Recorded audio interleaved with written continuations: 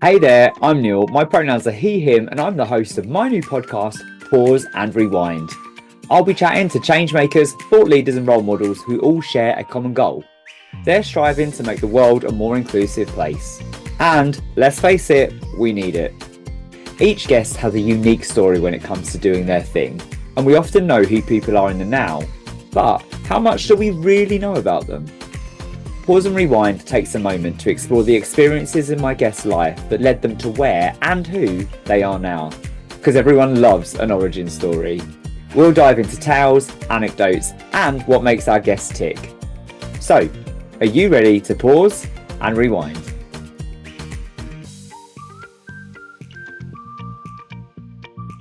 Hey there, and welcome to this episode of Pause and Rewind. In this episode, I am chatting to Vaneet Mehta. Vaneet is a absolute bisexual icon, activist, writer, public speaker, and author. Their book, Bisexual Men Exist, a handbook for bisexual, pansexual, and M-Spec men, is phenomenal. It was such an educational, informative read for me when it comes to how I show up for the bisexual community and inform my understanding of the history of bisexuality. But it busts myths. It shines a light on stories and identities, and it's just such an important book. Earlier this year, Vinny released their second book with their co-author and someone who means the world to them, Lois Shearing, aka Lake. It ain't over till the bisexual speaks, an anthology of bisexual voices. And it's so exciting that Vaneet shares a little bit more information about what you can expect from that book as it continues to make waves. But I've known Vaneet for a while. We've worked on an event together. I see Vaneet out and about on events. I saw Vaneet just recently at UK Black Pride. They always show up and it's always such a joy to see them. So I was really excited to hear about their story. Just to pop a trigger warning on here, we do cover some really challenging themes around mental health and rage and family issues, and it talks around suicide. And so just please take care of yourself whilst listening. We also chat about the need to find joy, and finding joy through those dark times that can sometimes feel inaccessible and a real challenge. But the beauty of chosen family is a common theme on this podcast, as well as, the importance of, tapping into small ways, small, simple things that bring you joy. And I loved hearing so much about the way that Vaneet does this. I'm sure you will too. Listen, let me know what you think. Here it is. Vaneet, it's so good to see you. I'm so happy to finally have you on the podcast. Welcome to Pause and Rewind. Thank you for having me. I'm so excited. Well, you know that I'm a big fan of your work, and I've Thank loved you. getting to know you over the last year and a half, roughly. And I'd like to start by asking the question, what does the world look like for Vaneet Mehta right now? So right now, I guess Bi Pride is coming up in a week. And yeah, I'm on a panel there, so I'll be talking about decolonizing legacies. I'll be talking about how to do decolonization. I'm the host, so I get to just ask the questions and not have to do the hard part of answering them. So I'm going to give some people some head scratches, and it's going to be fun. The anthology that I've been working on for the last few years with my co-editor, Lake Faith, also known as Lois Shearing, came out a couple of months ago. And we have a launch coming up at Queer Britain in September.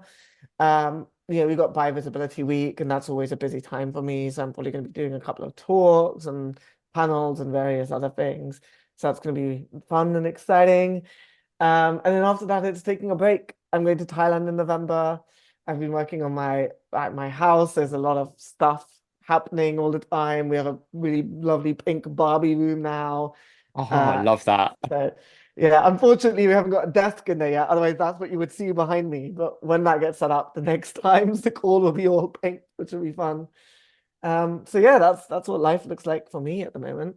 This is also exciting, but no surprise. You always have a lot going on. I love the fact that I see you and run into you everywhere. It was gorgeous to see you at UK Black Pride the other Yes. week. It's such a beautiful event. Bi Pride is so exciting. We were just chatting before we jumped on here about last year was my first year, and it's just such a beautiful event. And to hear you've got something at Queer Britain focusing on, bisexuality and bi history, that's really exciting. Yeah, it's going to be really cool. We've got a couple of people from our book who really focus on activism because the panel is all about bi-activism and the future and past of bi-activism. And so we'll be talking about stuff through history, but also about their work. So we have someone from Pride Cymru, Glitter Cymru, sorry. So Vania from Glitter Cymru will be joining us, and their work is incredible. They do stuff with bi-asylum seekers, and they do research in that area. And then we have Felix, who works with Trans Activism UK. I hope I got the right one because I always get it mixed up between other trans organizations. But their work is incredible as well. And they do a lot of organizing around that. So it's really exciting. Me and Lake are going to be joined by them and talking about just the future of activism really in the bi space. So it's going to be really cool. It's wonderful. And you are, activist, community organizer, and author, as you spoke about there. I loved your book, Bisexual Men Exist, a handbook for bisexual, pansexual, and M-Spec men. As part of the queer community, it was a real eye-opener. I learned so much from that book. It really has become a manual for so many people in terms of their by understanding and busting myths and really, really like shining a spotlight on bi identities. Um, what do you think of it now? Like, it's been a few years. How do you feel about it? Like honestly, I go back and forth on it a lot because they always say never read reviews, but unfortunately the brain always wanders. You always have a little look. And I get a lot of really positive comments. I get people who say that it's helped them, and it's always really lovely to hear that. But also there's so many parts where I wish I could have written a little bit more, spent a little bit more time with. The representation chapter ended up being me ranting about all of these like stereotypes, and ultimately I think there's more I could have done there. There's not enough joy in my book as well. There's some people who say, "Oh, there was joy in there," and I'm like, "Could you point to me where that is?" Because I felt like I didn't do that enough of a justice. That title has handbook in it, but that's mainly a marketing thing. And I didn't really go into that space. And I'm like, maybe I should have, maybe I should have pushed harder in terms of not having that word in there. Because I think it has mixed messaging of what the book is about. Um, so yeah, I kind of go back and forth on how I feel about it. I'm glad it helps people ultimately, is what I always say with any of my work. If it helps someone, that's great, and that's what it means. But my God, the I could talk endlessly about how much the publishing industry has just has sucked people dry, and especially has sucked me dry. So I'm really glad to once I get the stuff with the anthology done, just kind of putting that chapter behind me a little bit. And Okay. if it comes back, then maybe it does. But seeing where that takes me. But now mixed feelings. Well, I hope you're able to touch into the pride and like you said, it has touched so many people. The anthology, I mean, I was reading up about the anthology and I love that it is the bisexual experience by necessity, incredibly diverse, and it's a radical and ambitious attempt to capture the incredible multiplicity of bisexual identities. Is some of this book kind of like, does some of this book help alleviate some of the not so great feelings about the previous one? Yeah, I think so. And then also I think that has its own flaws too. And I think it's one of those things where as a writer, as someone who's doing something creative, you're always too close to the work Yeah. that you're always going to see the flaws. And ultimately you're always going to have people who didn't like it, and that's fine. I think it's really hard to balance that within yourself of going, it's helped someone and that's all that matters. But the anthology was also just, it was so much hard work. Mm. And I think it can be just so exhausting and draining where no matter how well it's done, you're always just going to feel exhausted with it at the end of it. But I did love the fact that with the anthology, we were able to fill some of the gaps that both me and Lake felt were incredibly important in the space that hadn't been spoken about, whether within our own books or other people's books, and really trying to shine a light on some of these conversations. So we have conversations around asylum seekers, which I think is really, really important. It doesn't get talked about enough. We have multiple conversations around the intersectionality between bi and trans, which there's so much to talk about there, not only just the fact that the community massively overlaps, but the fact that there's a very shared fight within there in terms of the way people see bi and trans people as someone that disrupts the norm. Um, there's conversations there around people of color and faith, which is again really important. And like so much of the narrative around bi people is so often focused around white people, is so often focused on people who are removed from faith organizations, and really having that conversation within there was really important. And there's like so many other ones in there too. But again, there's so many other ones that we couldn't put in there. And I really hope that someone puts makes a new one on the back of ours to try and shed a light on some of those conversations too. It's a community effort, and Exactly.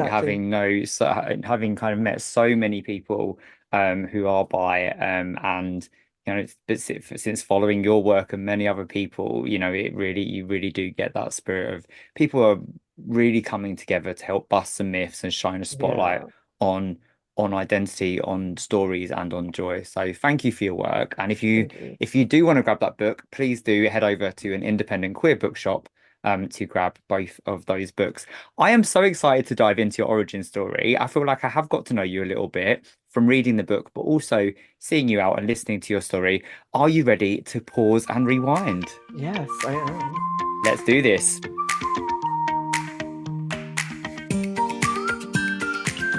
Take me back. Tell me all about little Vaneet. I honestly feel like so much of Little Vinny is still the same as I am now. Yay. Like, which I think is great. I Little Vinny is, if you see photos of me from when I was a kid, I always have a soft toy. I always have a soft toy. There's a photo of me that my mum always had up, which was like a sort of one of those photo frames where it has like loads of small photos in it. And the small one of me is like a photo of me with a big grin on my face, with my hair kind of all spiky and messy. And I've got like a giant parrot plush next to me. And I don't even know if this was my plush. I think it was probably my brother, but it's just a giant parrot plush next to me. There's one where I'm on holiday in I think Dominican Republic, and I have like a giant tiger plush like wrapped around me. So I think little Vinny was someone who liked to smile, was always loud and silly, and always had a bit of a soft side, always liked to cuddle and hold soft things and just play. And I think if anyone knows me, they will say, like, knows me deeply, they'll know that that's what I'm like as a person. They'll also know my angry side, and I think that that was something that really did come up a lot when I was a kid too. I think if you ask my mom what I was like as a kid, she'll go, he loved to throw a tantrum. So that's something that came up a lot. Does that side of little Vaneet come back sometimes now? I think so. I think so. There's definitely times where I've met people who go, "Oh, I follow you on Twitter. You fight people a lot." And I'm like, "Yes, I do. I should really stop." Um, so I think, my tantrums have gone more away from me going, "Please buy me this Thomas the Tank Engine train, otherwise I will throw a strop," and more, "Please care about bi people, otherwise I will scream at you." So, move towards the greater good, I would say. I love it. What were you like at school? At school, I think again, kind of similar. I think when it comes to primary school, especially, I was the kid that kind of got on with everyone. I don't think I really, had a lot of arguments or fights. I was someone who, played with a lot of people and yeah, just wanted to have fun and just wanted to be silly, and run around the halls. But I was also someone who would do that, but never really at the expense of, I guess, my education. It's something that my parents always drilled into me and my brother and sister. It's like, you've got to study, you've got to care, you've got to do well at school.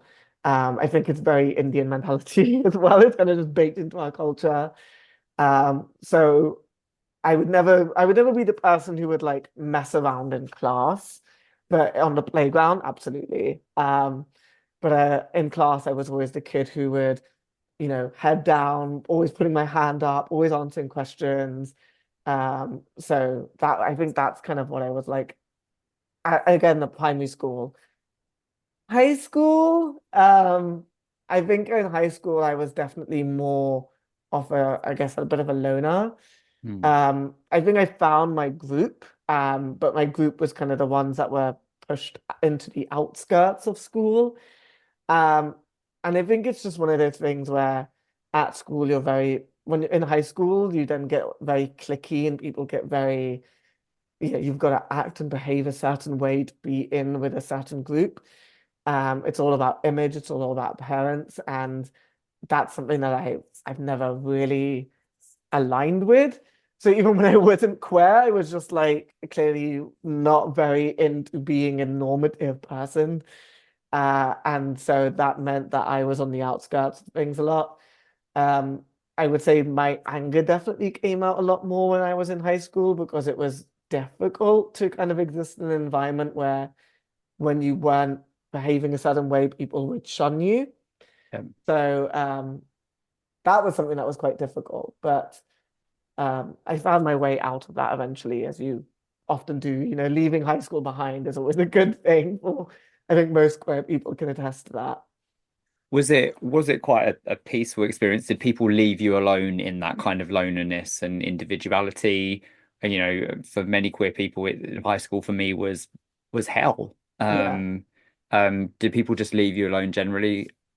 I wish I could say yes, but no. I think, when I did, because you always have to end up interacting with these people because you're in the same class Hmm. as them. And so when I was in the same class as these people, there was definitely, mocking and derisive attitudes and comments and things said and people talking behind my back and all of that kind of bullshit that would happen in high school as it often does. Um, but I kind of just I personally really didn't take that kind of nonsense. I would be the kind of person who would just s- tell them to go fuck themselves, Yeah. basically. I got there. Um, It took a while. It took a while yeah. to get there, but because I was quite quiet. I was also just quite a happy person, and I didn't really realize, Mm. I didn't understand it. I had just felt it was so unfair. What was your thoughts of the world and your place in it when that was going on around you? Ah, I think the thing that I found really frustrating is something I dealt with a lot was I was often told that I was a coconut, which is a term that a lot of Indian people have when you don't adhere to certain values or traditions. Hmm. And I think the thing that I saw was I felt like the world around me was just stupid, honestly. I didn't understand it. It didn't make any sense because I thought, well, why can't I be Indian and do these things or enjoy these things? Why must I behave this way? What surely we're not all the same person. Why do we expect everyone to be exactly the same person? So I felt the whole world was just stupid. And I think that that made me angry and bitter and irritated by the fact that I couldn't just be me without dealing with being told I'm brown on the outside, white on the inside, because I didn't think that me enjoying emo music or watching certain type of anime or playing Nintendo video games rather than Call of Duty or not going to the gym or behaving like a certain type of man made me any lesser Indian. Yeah. And I think that that meant that I kind of shunned parts of like my identity because of the fact that I felt they were shunning me. They didn't want me to be in that space where I didn't act a certain way, so I just kind of left it alone. Um, and I felt like that was quite difficult. I've kind of struggled with that a lot because I thought, well, why can't I just be these both things at once? Why can't I be everything? It just doesn't make sense. Do you think that that experience is something that you is a similar experience to how you feel about being bi? You know, is that part of where your bi activism comes from? Because you're not queer enough as being a bi person. You're not, as a kid, not being indie enough on the one side, but also being into these other things. A loner, not, I hated the popular crew, right? And now I Yeah. look back, I don't know about you, but I look back and think, oh, I'd rather be me now than you now with those Yeah, people. yeah. But do you think that there is a whole thing about not being X enough that caused a little bit of anger and rage and what we're Yeah, seeing now? yeah, definitely. I mean, so like when I was in high school, I would definitely start having those feelings of being attracted to more than one gender, but nothing that I could really pin down because I just didn't know bisexuality existed.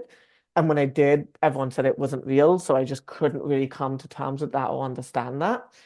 But looking back on it now, I realized that so many of the things I was dealing with my queerness also really related to everything I was dealing with my other parts of my identity. And like looking through that queer lens, I really understand now that ultimately I didn't agree with any kind of norm. I don't want a normative life or normative experience. I want to be able to indulge and be part of different things as I see fit. So whether that's, you know, being Indian or being gay or queer, being straight, being like, having certain types of relationships or whatever it is, ultimately, I want to be able to form that myself rather than someone dictating it for me. Yeah. So ultimately, what I was doing when I was in high school was a form of queerness in and of itself because it was really queering what it means to be both a man and a South Asian and a South Asian man all in one. But I didn't know that's what I was doing back then. And now on the other side of it, and really understanding queerness as a sort of disruptive label, I now get what I was doing and also what I want to be.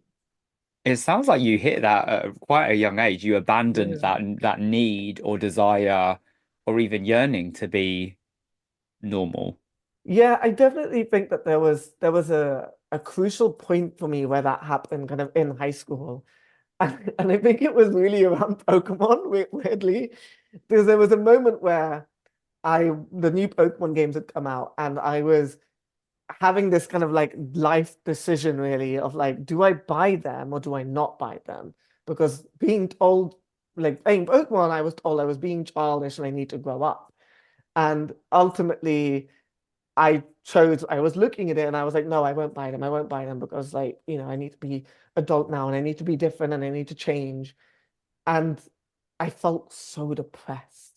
I felt so depressed in that moment that I thought, well, like I can be all of those. I can be childish and be all of that and be mocked and deal with all of that bullshit and be depressed because of that. But ultimately, at least I'm getting to be myself. Hmm. Or I can and like enjoy myself in some way. Or I can just not do anything I enjoy, and that sounds really upsetting. And I don't think I really had that kind of thing running through me. I think it's just more looking back on it. But ultimately, what was going through my brain is I'm not happy doing not being able to do the things I enjoy. And so I decided to go down a different path. And I think that was a big moment for me of going, I'm going to do what I enjoy. And ultimately I'll find the right people. And if I don't, then at least I'm having fun. Even if that means I'm having fun alone, I'm having fun. So rather than being someone I'm not, which is just difficult, right? You're just faking it and it's just, oh, you lose yourself. You And lose yourself. Yes. Is this a kind of like a life mantra that you follow now still? yeah, yeah, definitely. I mean, I think I struggle with it from time to time, but Mm. ultimately I just go, well, what do I want to be? Yeah. Like you look at everyone else and it's so easy to be envious or jealous or all of those sort of things, but ultimately you need to like take that in and go, well, do I want that? Or am I just feeling like I want that because people are saying you should want that? Yeah. Um, or people being made to feel like that because everyone else is doing it. Yeah. And I go, well, no, actually, I kind of want this, but maybe I want to do a little bit of this stuff. And that's how I want to do it. Um, and you just forge your own path because ultimately, if you're not trying to bring yourself joy, then what are you doing, right? Like life Damn is about right. enjoying yourself. So why do anything that doesn't bring you joy? I agree. And I just want to take a minute just to appreciate how headstrong you must have been. And I love the fact that you just looked around at the world and just thought, you're stupid. Because for so many Yeah. queer people, they internalize and they think something is wrong with me. This is so unfair. The Mm. world is so unfair. But you just looked right back and said, no, you're stupid. Yeah, yeah. I mean, I think I still struggle with my queerness just because I didn't have the language, I didn't Yeah. have the role model, I didn't have the experience, and it really did take me ages to come to terms with all of that. Um, but I think when I did, it really unlocked a lot for Mm. me because it finally brought me back to what who I was when Yeah. it came to being dealt with that around my South Asian identity and around my identity as a man. It really brought me back to all of that and going, oh, this is who I've always been. And Yeah. now I understand myself and also helped me unlock a lot of new areas of myself of going, oh, I don't need to shun these things. I can enjoy it in my own way because like if you speak to anyone who knows me, they'll say that I've connected with my culture way more in the last few years than I ever did, living under my parents' roof, living in a very South Asian area, being surrounded by South Asian people at school.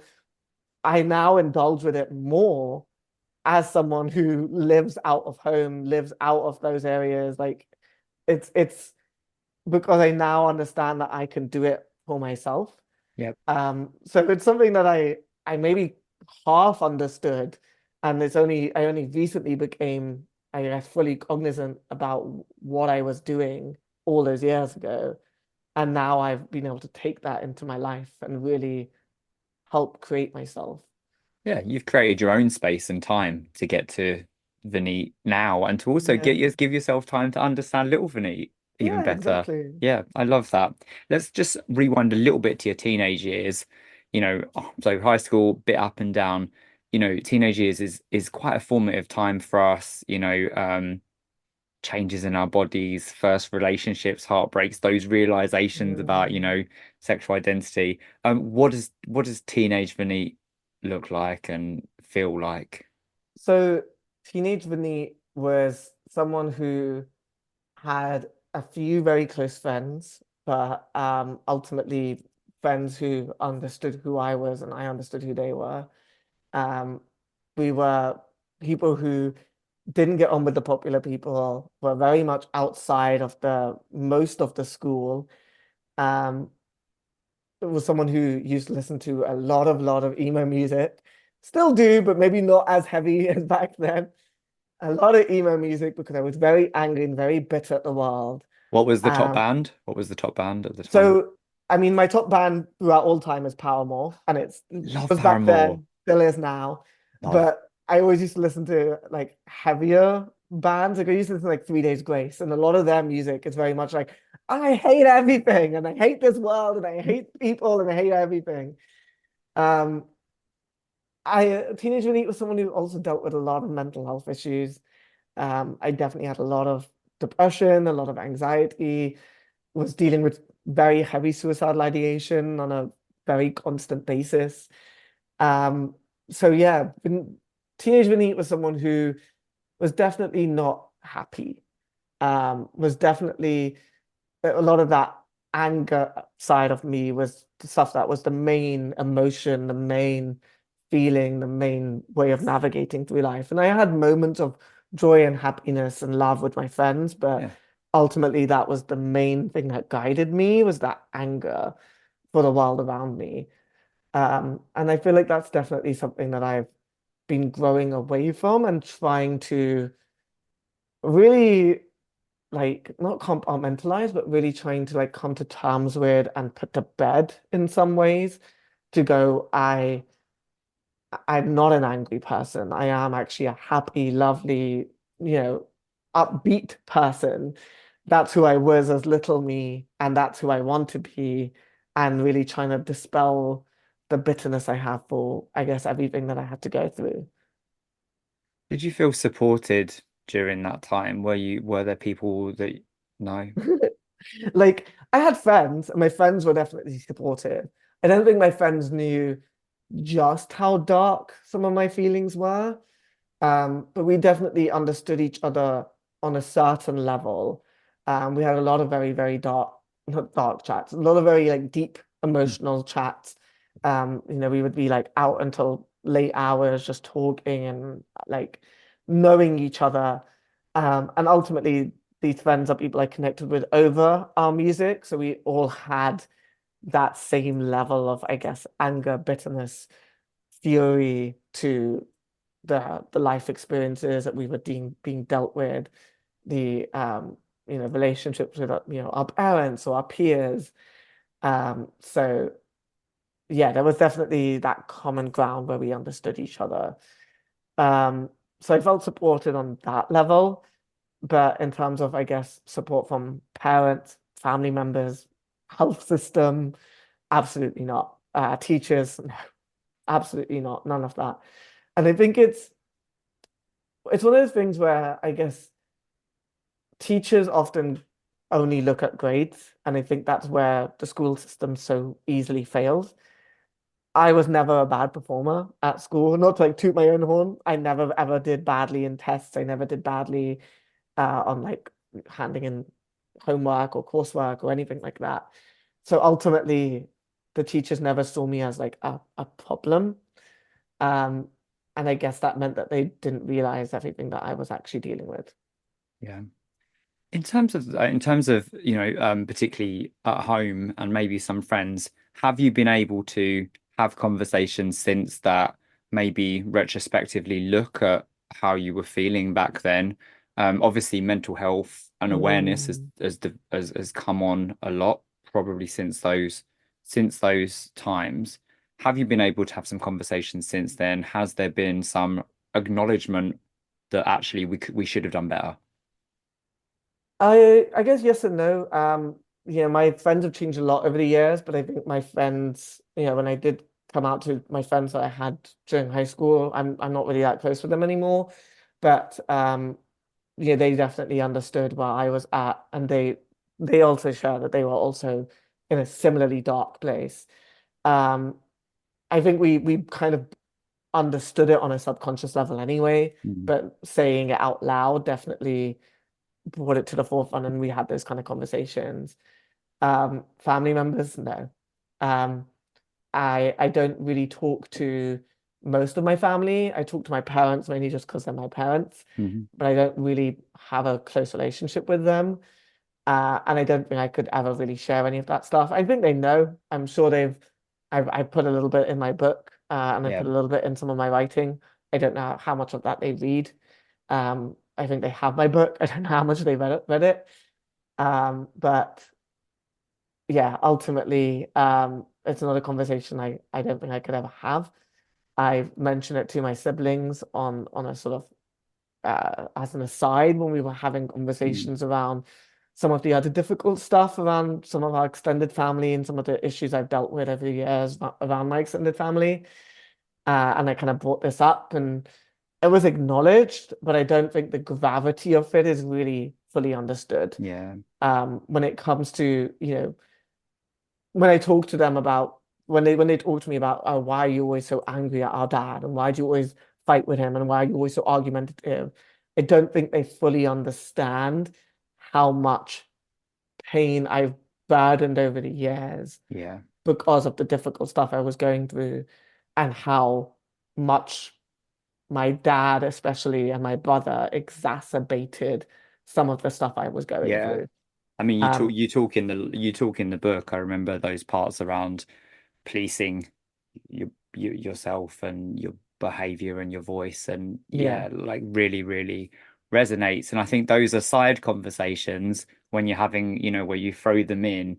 It's almost like a test gauge, isn't it? Of like, I wonder if you're going to bite. I wonder if you're going to ask yeah, me here. Yeah, I've had yeah. many of those. Those are painful. I guess, does when did things feel lighter? When did things start? When did it become a conscious decision of I'm going to try and move away from this? I think things have become lighter and lighter ever since I've kind of come out. I think I had a very, very dark year the first year I came out because through kind of other reasons, but also some of it related to my queerness, I kind of fell out with a lot of my friends. Um, and that kind of made me go to a very deep, dark place. And it took a while for me to come out of that. Um, I hate the phrase it gets better, but it kind of did. Yeah. And ultimately, I made those steps of coming into my own, really when I was building new friendships, really coming to those friendships going, this is my expectation around these friendships, and Yeah. making sure that those expectations were met. And if they weren't met, having those very open dialogues with those friends, and having friends who are very appreciative of that, very much doing the same back because they understand the level we sit on of we communicate openly, we tell each other how we're feeling at all times, and we make sure that if we are annoyed or angry at each other, we don't harbor those. We have that conversation, we talk it out, we work through it, we get to the other side, we make things better, we help and support each other at any given point. Um, so building those friendships, um, moving out of home helped as well. It's only something that I did, in what was it, 2021, and that helped engaging back into my culture, which is something that kind of happened back in sort of 2019, a couple of years after I came out. So me, going to queer people of color things, having those conversations around balancing queerness and South Asian and British and existing as part of the diaspora and all of that sort of stuff, and really coming to terms with the fact that I can bring everything together and I can have this stuff on my own terms. Um, so yeah, I think things became lighter over the years, and then getting to a relationship with my partner, who I've been together with for 4.5 years now, really helped as well in terms of having that person who's always here for me and always supports me and helps me. Um, so yeah, I think it's something that gradually happened over, I guess, yeah, I kind of came out around 25 and it kind of happened gradually over 5 or so years. And I'm now 32 and I definitely feel like I'm in yeah, I have my rocky moment. Everyone Of always does. course. Growth is not a single upward trajectory. It kind of goes up and down at any given point. But ultimately, I've gotten to a much lighter and brighter space over the last few years. That's beautiful to hear. And you did the work to get there and Mm. you accepted that it gets better and you forged your chosen family and you pursued happiness. And it's Yeah. not always easy. It's definitely not always easy as queer people to move past those moments. I think also one of the main things I did is really dictate the relationship I want with both my immediate family and my extended family. Um, Boundaries. yeah, boundaries are so important. I think, especially when it comes to South Asian families. I know all families are like this, but South Asian families in particular are very much like family first. And there's such a pressure to Mm, always keep your family close. And ultimately, I was like, these people aren't serving me. These people are harmful to me. yeah. One of my cousins outed me to my dad, stuff like that. There's so much bad blood there that ultimately I was like, I don't want anything to do with you. I don't need you in my life. I blocked all of them. I don't ever talk to them. I couldn't even tell you what they look like. I could walk past them on the street and I don't know what some of them look like because the last time I saw them, some of them, they were like 13 or 14. So they could look entirely different now and I wouldn't even know. Um, Talking to my parents and really going, the second a conversation goes into a certain place, going, I don't want to have this conversation. And when they keep bringing it up, I end the conversation. I will literally just hang up the phone. I will stop texting. I blocked my dad for a while when he was just, being a certain type of way. I don't talk to my siblings anymore because ultimately they they don't understand the trauma I dealt with. they refuse to accept it. So when I do have moments where I get annoyed at my dad and the anger's so quick to come, they go, "Why are you getting so angry at him? You know, he put a roof over your head, he's cared for you." And I was like, he was also really harmful to me. That's the bare And so, minimum. That's the bare yeah, minimum as a parent. exactly. This is something that they don't seem to accept. They Yeah. go, "Oh, he did a parent job." Like, and it's like, yeah, but he wasn't there for me emotionally. And ultimately, I now have a lot of bad blood with him. And it's going to take a very, very, very long Yeah. time for me to fully be okay with that. And he's also the kind of person who loves to push buttons. So there's always going to be an issue there. Um, and I think it's just something they're not willing to accept. They go, "You must talk to dad like this. You cannot be rude to him." And I go, "Well, I'm going to be rude to him if he acts like an arsehole. I'm so Yep. sorry." And he like loves to act like an arsehole. So what can I do? Um, so yeah, I think it's just one of those things where boundaries are also so important and So going, important. Yeah. you will only be in my life if you are serving me, if you are bringing joy and bringing something into my life that I hold value to. And when you're not, I'm just going to go, "Sorry, this isn't working. Yeah. It needs to go." And it's hard to get to that point. I've got Mm, my own family problems. So what riles me is when there are people that just don't understand. And then, it's come up quite a few times on the podcast where, the frustration at the whole rhetoric around you only get one family and such. And yeah, actually, as queer people, no, we absolutely do not. Like we yeah, get we get a chosen family as well. And for yeah. some of us, that is a lifeline, Mm. as you know, as I know. Yeah, it's frustrating. Let's talk careers and what happens next for you. What does happen next? I think right now, I'm trying to unwind myself a little bit. I think I've been so wrapped up in writing books and doing talks and doing all of this, and it takes so much energy and time, Mm, especially book writing and editing. It's so exhausting that I need to take a step away. Where I go next, I'm not quite sure. I think initially I did want to get into fiction writing, but the publishing industry is so awful that I just don't know if I'll ever actually want to do it. Just because I don't know if I want to deal with that. Um, so yeah, I don't really know. I think I'll keep doing corporate talks and panels at Pride events and all of that stuff and podcasts. But ultimately, I think what I want to do is I want to try and build my life, my personal life a little bit more. Um, I've gone through a lot of stuff, and I don't know if I ever really fully gave myself the space to process it.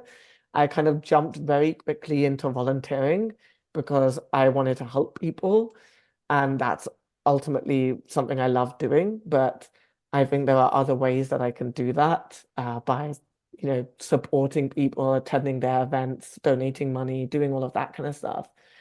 And I think right now, what I've really enjoyed about what I've been doing the last year, alongside my book, the editing the anthology, is I've been working on my apartment with my partner. We bought a apartment back in 2020, end of 2022.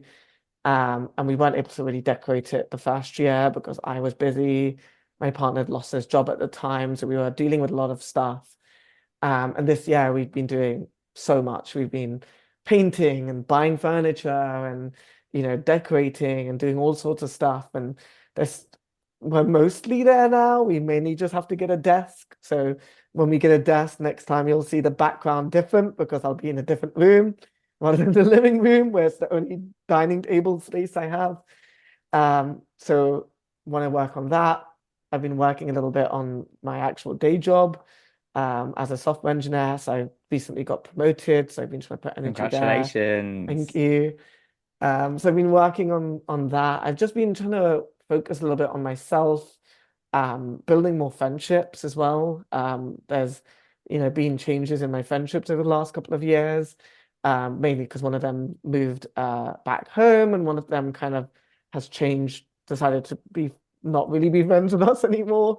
I've kind of grown new friends, and we're just going apart. So I've just been trying to build some new Yeah. friendships, investing that time with that. So yeah, I think that's kind of where my focus has been. And so I think the activism stuff is taking a bit of a backseat for a while now. And that's fair. And that's Yeah. fair. I mean, we all find our way into inclusion through strange ways. I know I did. Mm, But it's knowing when you need to take a break. And actually, what you're doing now is going to give you the rest and you need to tap back into that when you want to, if you want to, mm, but also more importantly, to create the home that you deserve yeah. and the joy that you deserve. So thank you so much for sharing. Um, Yeah, and that's something that I've been really working on, as well as now we have our own space. Um, it's so lovely to like invite all our friends over and have them all in our space and have them interact with each other and yeah, make new friends. Every time I've invited people over, one of my friends always says that they always leave with a new friend. They always meet the I best love that. people. And so I've made my own space weirdly, which is just in my living room, in my back garden. We had like a barbecue a couple of months back, and we invited over a bunch of people. We had about 20 so people, and it was people I've met through so many different parts of my life, whether it's be through my activism work or through groups I've been part of, or through Twitter, or through my partner's friends, and just having them all in a space and all of them interacting and all of them leaving, having like conversations with brand new people and leaving that space, um, essentially feels like I've just made my own little space for myself, and it's lovely. It's just my own little community. I love that because not all of us leave school, leave university, have these friends that have been there forever, right? Yeah. Like for a lot of us, the people we have around us are people we move with through all different walks of life, and Mm. it's not always conventional. Definitely is something that really resonates with me. Are you happy to talk to me about a person that shaped you the most along the way? Ooh, oh, that's a really good question. Honestly, I think a lot of the activists that I looked up to when I first started volunteering are definitely people that helped shape me. I think one of them is probably my co-editor on my anthology, Lake Faith, also known as Lois Shearing. Um, like they're incredible, and meeting them is something that has changed my life in so many different ways. And I don't think they understand just how much. Because we started doing YouTube videos together. There was something that we were going to do in one of our YouTube videos that essentially helped me meet my partner. Um, we have written a book together, and it was because of them that I really got into writing even more because they were doing loads of writing stuff. So they really helped shape me. Um, some incredible activists like Lady Phil, just seeing like how they go about navigating and creating space in the conversations they have. The idea that they always say of like none of us are free until all of us are free. When they said that, it really resonated with me, and it's something that I try and do as much as possible in my work, is try and create bonds with other people and uplift other people, and create those conversations across different boundaries and spectrums, really. Um, yeah, I don't know who else. I guess we'll just go with those two. You do But well. I mean, yeah, firstly, like I think you do champion and uplift other people so thank beautifully. you. And I've heard you speak about Lake before with such affection. And yeah, Every time beautiful. I say it, they get embarrassed. I'm just like, but you have, like, you've done so You much have, work. yeah, So, take it, take the flowers. yeah, Um, my final question for this segment is looking back, what are you most proud of to date? like, I know I go back and forth on it, but I do think it is my book because ultimately that is one of the ones where I've had the most amount of messages of, your book has helped me. Mm. And that's the reason I do anything I do. And I've had comments in the past of like, oh, your hashtag has helped me. And I think the hashtag as well. So I think they kind of go hand in hand because the book wouldn't exist without the hashtag, and the hashtag made the book happen and all of that stuff. So um I think those are the things I'm really proud of the most. I've that hashtag helped people come out, that hashtag helped people find community, that hashtag pushed other people to form their own communities. There are people who now have massive communities where they like do Twitch streaming and do their own writing and do their own stuff. And they've built up this massive network of support and they've helped change people's lives. And that's something I'm really proud of. I'm really proud that the book, I've had comments, I still get comments where someone slides into my DMs and go, thank you so much. Your book really resonated with me. It helped me come out. It helped me do this. It helped me do that. Um, and that's what I try and hold on to. It's difficult at times, but that's what I try and hold on to is that it's helped someone. And I think that's what I'm proud of. Do you think that that desire, yearning to help people stems from you needing that help at an early age, and so you're trying to give it back? Yeah, absolutely. Absolutely. I when I do that work, it's so often me going, it's what I would have wanted. Yeah. I don't want anyone to have to go through the amount of pain I did. And if I can help reduce someone's pain, if I can try and help mitigate that pain or make it never happen in the first place, then that's great. And that's all I want to do because I don't think anyone deserves to have gone through hardship just for being queer or just for being different. So if they can look to me and go, I can be myself, amazing. I've done something right. Does it bring you a bit of healing when you hear things like that? Does it dissolve the anger slightly? Does it Yeah, it does. It does. It definitely makes me realize how much power we have as individuals to help other people. And it makes me definitely heal a little bit of going, at least someone else hasn't had to deal with it, or at least someone else has dealt with it now a little bit less than they would have otherwise. So yeah, I definitely would say so.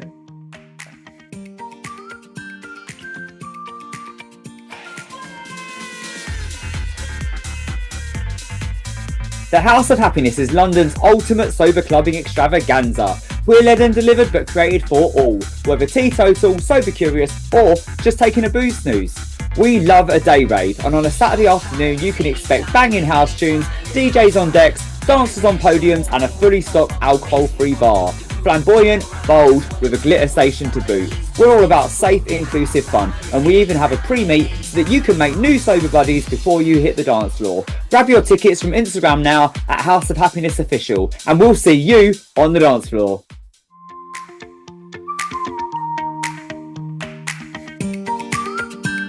I have some quickfire questions for you. Yes. That's okay.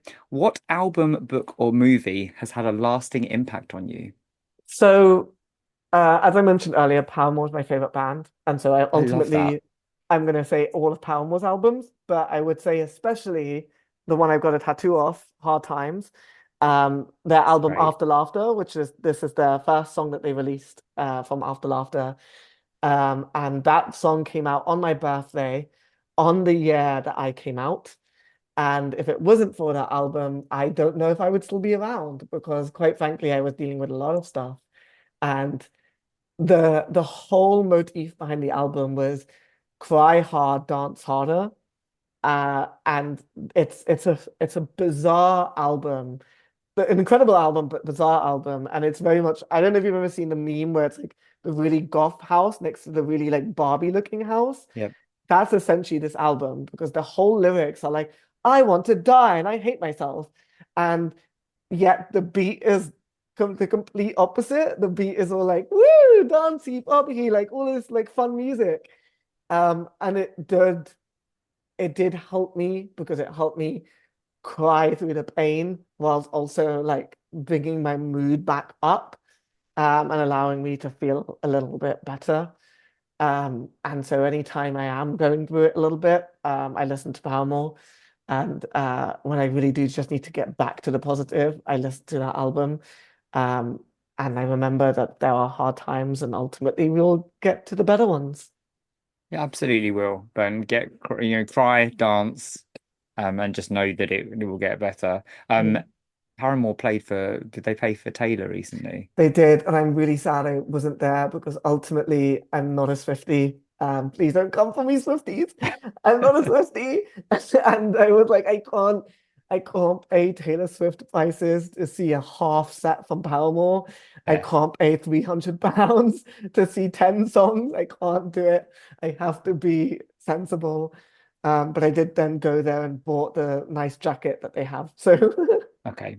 Well, hopefully we'll get some more Paramore. I think they're yeah. amazing. I love the song Into You. Oh Such yeah, a so good. tune. Yeah. What's the saying you live by and one that you'd put in the bin? Ooh. Oh God, that's good. Um, so the one that I'm trying to live by a lot at the moment is comparison is the thief of joy, which Ooh, is the one that my friend keeps saying to me because I have a habit of comparing. And I think that stems from the fact that I grew up in an environment where you were often so compared so frequently. And it was frustrating. And I think I tried so hard to not embed it into myself, and it has come anyway. And when I'm going through it, my friend just says, you need to remember that comparison is the thief of joy. And ultimately, you're doing amazing and you're doing things on your own time, on your own path. And whether that's faster or slower than other people, it doesn't matter. You will do what you want to do and you will achieve what you want to achieve. So you just need to remember that. Which one would I throw into the bin? I guess love is love because it's just so meaningless and I hate it. It just irritates me. Because it's like people love to be like, love is love. And I'm like, that's not helping. They're killing us. Please stop just saying love is love.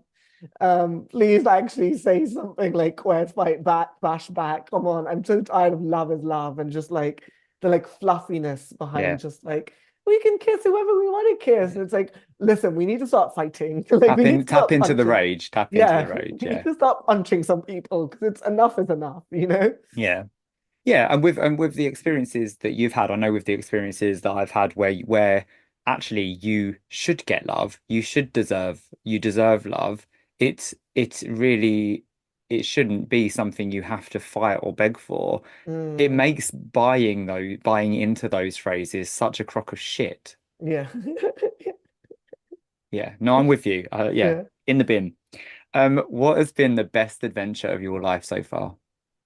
I think First, like I think there's a couple, and I think most of it just revolves around my life with my partner. Like the last 4.5 years have just been like incredible. I mean, we obviously have our bad times, Yeah, of course. but like as you always do, but ultimately it's just been an incredible few years. I've gone from, living at home with my family to renting a lovely place with him to then buying this place and then decorating it. We've really put our entire selves into it. We have like a really cool, we painted this lovely orange wall, we painted this one blue. We hung up our TV recently. We have my little like vinyl player here. We'll be putting up a shelf soon, which will have all my vinyls on it. We have a whole room that's like pink and has like a really nice yellow chair. And we'll soon have a desk when we finally get around to that. We have like a really lovely bedroom, which is painted all green. We have a little garden as well, which we've been doing loads of work on. I keep posting photos on it. If you follow me, you'll just keep seeing like flower gram basically, where I'm just like, look how great my rose is doing. Look how lovely Love my that. bougainvillea is doing and my jasmine.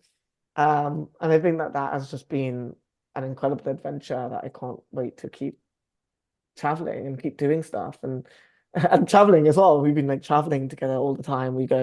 Been to Mexico, we're going to Thailand soon. We've been to like a bunch of places in Europe. So yeah, we have loads of plans to keep doing more. I So love that. I love that. And you're absolutely gorgeous together. Like, thank you. um, what three words would you use to describe you and your origin story? Ooh. Um, I guess, as much as I try and put the rage to bed, it's always going to be there. So I guess rage is one. Um, I guess silly is another one. I love the thing that people often say about me is when everyone else gets drunk, I get drunker. So somehow I seem like the most drunk person in the room, despite the fact that I don't drink. I never touch a drop. But I hear that. I get sillier and sillier because I know that I can. And I don't think I ever really have a guard up. I never like try and rein myself back. but I think everyone else just being so stupid just makes me go a little bit weird. So that's one. So rage, silly. Um, oh, what's another one? Hmm, I don't know. I don't know if I can think of a third. Um, I guess soft. Um, a lot of people often see me as someone who's like quite resilient. And actually I'm a little bit mushy inside. And the people who know me best know that I get a little bit mushy. So soft. Soft and mushy. I love Yeah. that. We can have soft and mushy if you like. Yeah. Wicked. Well, let's fast forward a little bit. What exciting things do you have coming up? So the Bite Bite panel next week is really exciting. I can't wait because I was on the Decolonizing Legacies panel last year as a panelist, and this time I'm on there as a host. And so we're trying to take the conversation that we had last year and like go one step further. So I'm having to think of the questions, and I'm nervous about that, but I'm also excited.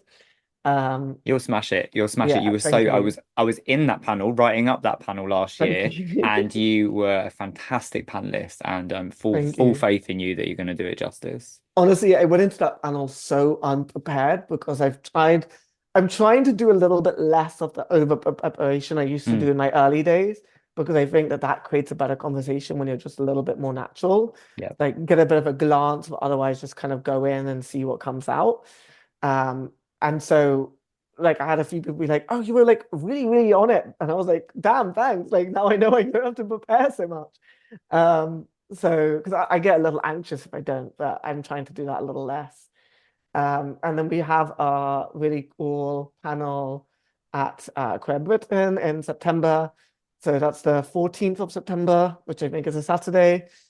And that's really exciting. And we've got some really nice people part of it. So I'm really excited for that. And then after that, I'm taking a break and I'm really excited to relax, Bet, basically. I bet you are wicked. And is that Thailand?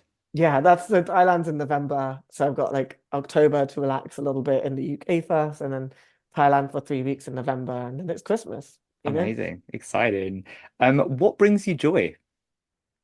Friends bring me joy. Um, I love just spending time with them. I love doing stuff with them. Recently I went out with a couple of friends to a lavender field. Annoyingly, the field was closed. We didn't know that before we got there, but we still got to see them, and we got to go around the shops. And we bought actually it was on the table, and my partner moved it. But we bought like this like a big lavender I guess bouquet or like bunch, and then we shoved them in our like in our fish like the fish jugs that people have for Mm, water. We shoved it in that so it looks like it's just like throwing up lavender, which is really funny. Um, I love my garden. It's my every day I go out there first thing in the morning and I water it. And I get to see the little bees buzzing around it, and that brings me so much joy to know that again it's that helping people thing, but instead of yeah. people, it's bees. I get to help the bees because we know bee population isn't doing so great. So I know I think it's really nice to like put those out there and see the bees enjoying it and pollinating and doing all of that stuff. My partner brings me so much joy. We do so much together. We travel together. We go to the theater. Went to New York a couple of months back, and that was beautiful. Yeah, some trauma around New York, which I won't get into. So it was nice to take him back there and, you know, kind of replace that trauma with joy. Yeah. A bit of Um, reframing. So yeah, important. Yeah. yeah, and it was just really nice because I was there because my book was nominated for a Lambda Literary Award, and so it was really nice to be there and like sort of celebrating that, and at the same time just having a sort of tourist break. And we saw so many Broadway shows when we were there. We got to get a picture with Sarah Paulson, which was really cool. Oh my God, that Um, is so cool. right, I got to say Happy Pride to Sarah Paulson, and she was like, "Oh, thank you," and I was like, "Ah." I love her. Um, She's gorgeous. so Her and Taylor are gorgeous. yeah. So I think that's what brings me joy is the people around me and my environment that I have now. I love that. I love that. what takeaways do you have for anyone listening wanting to not so much carve out a career in inclusion, but create an inclusive space or just, empower inclusion in others? I think it's really important to not work alone. So often people come out and then they want to help and then they go, oh, I'm gonna like go and create this brand new thing. And I think that's great, but there are so many things that actually do exist. And I think if you can go and support one of those people, so many of these organizations are grassroots, especially in the bi community. So many of them are grassroots, so many of them are run on shoestrings. They have no funding, they have no support, they have no organizations helping them. And ultimately, another hat pair of hands can do so much for them. A little bit of money can do so much for them. By all means, if you want to create your own space, do that. But partner up with some people, like if you want to create a space, if you're, a bisexual person, you want to create a space for bi people, but it's doing maybe a certain specific thing, that maybe this group isn't doing, go talk to them. See if they'll help you. See if they can give you some time or give you some contacts. You're not out there alone. So go and talk to the community, go feel out the community and see if you can get other people to work with you, to help support you, to give you the resources, contacts, money, whatever it is, because they do exist and they will be there for you. And the community so often say yes. Yes, they do. Yeah, They're like, yeah, cool, let's do that. yeah, When do you want to do it? How much yeah, money do you need? I'll go contact some people for you. Like yeah, the people are always there to help you. yeah. Your love of community shines through in everything that you Mm, do. thank you. Final question for you. Do you have any words of encouragement or wisdom to help anyone out there get to wherever they're going? Again, I think it's again just community. Whatever you're doing, don't do it alone. If you are struggling, find us. We can help you. If you are trying to make a space, again, we can help you. We're there for you. We'll put money into it. We'll publicize your work. We will retweet it or put it on Instagram. We will do whatever we can to help you. Um, so find your community. If there's nothing local to you in person, there's plenty out there online. Annoyingly, Twitter is a hellscape, but there is a lot of community on there at the same time. But we're trying to move to other platforms, so follow us in other places. But yeah, just try and make some friends, try and make some people and connections online. Or and then they might help you find the one in person, and I think that will do what you need it to do and help you get where you need to go. Vaneet, thank you so much for making time for today. I have loved chatting to you. It's always such a joy to see you. Thank you for being so open and so vulnerable. And Thank you so it's much for just having me. It's pleasure. been I love hearing about all the things that bring you joy, and I hope that they continue. Thank you so much. I'll see you real soon. Yeah, see Hopefully you on a soon. dance floor somewhere. Oh yeah, I'm sure. I still need to make it to one of your events, so I'll You do are that soon. always Yeah, welcome at the House of Happiness. We can get silly and dance it all out together. definitely. See you soon. Thank See you you. soon. Bye.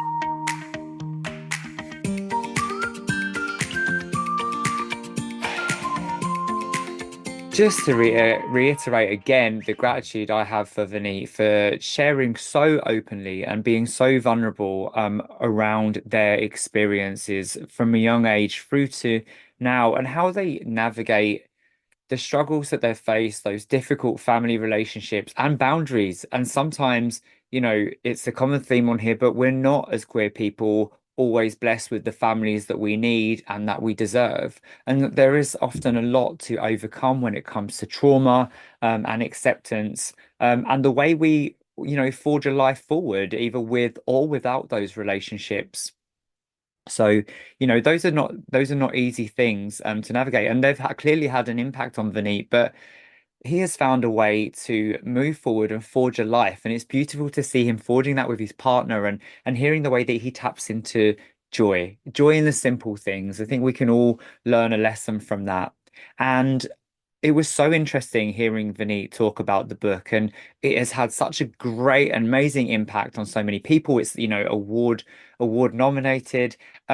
and but also, the ups and downs of that, and not feeling that it hit quite the spot in some ways, and how Vaneet wishes that he could have done more.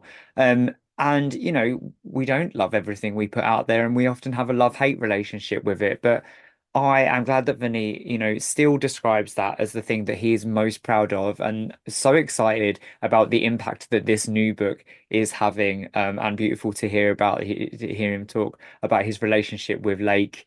Um, Vaneet uses these words to describe his origin story: rage, silly, and soft and mushy.